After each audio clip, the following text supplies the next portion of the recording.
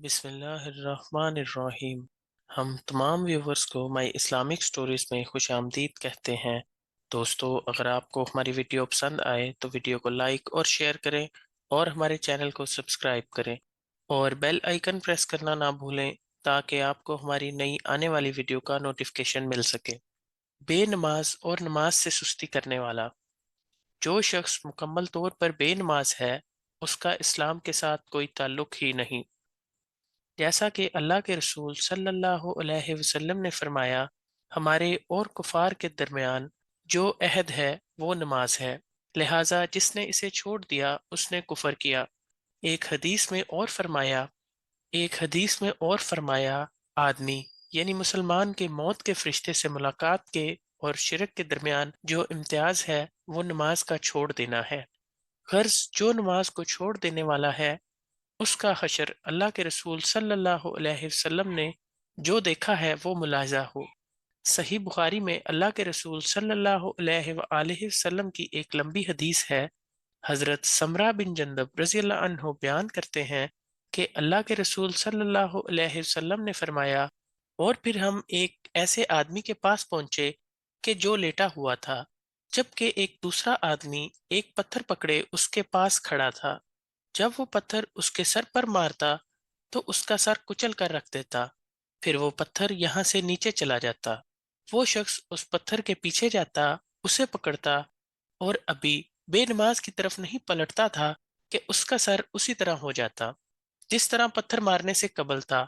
وہ پھر اسے مارتا اور اسی طرح کرتا جس طرح اس نے پہلی مرتبہ کیا تھا۔ اسی طرح بے نمازوں کے بارے میں اللہ تعالیٰ کے رسول صلی اللہ علیہ وآلہ وسلم کا ایک اور فرمان اس طرح ہے، جس نے نماز کی حفاظت کی وہ اس کے لیے قیامت کے روز روشنی، دلیل اور نجات بن گئی، اور جس نے اس کی حفاظت نہ کی اس کے لیے یہ نور، دلیل اور نجات نہیں بنے گی۔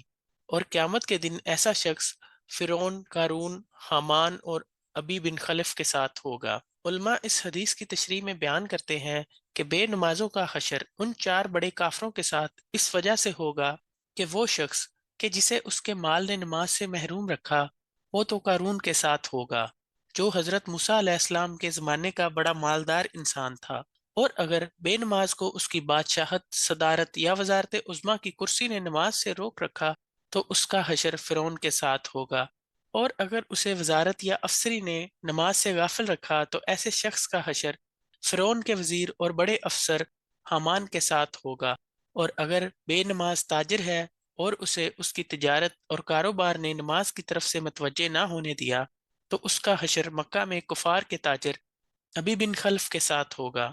غرض بے نمازوں کا حشر تو بہت ہی برا ہے، اور وہ لوگ جو وقت پر نماز ادا نہیں کرتے، نماز میں خشوع و خضوع کا اہتمام نہیں کرتے، باوجود استطاعت ہونے کے نماز کے ترجمے اور مفہوم سے نا آشنا رہتے ہیں، تو ان کے بارے میں اللہ تعالیٰ قرآن مجید میں سورہ الماعون پارہ 30 میں فرماتا ہے، فَوَيْلٌ لِّلْمُصَلِّينَ الَّذِينَ هُمْ عَنْ صَلَاتِهِمْ سَاهُونَ۔ ایسے نمازیوں کے لیے بربادی ہے جو اپنی نمازوں سے غافل ہیں۔ جزاک اللہ۔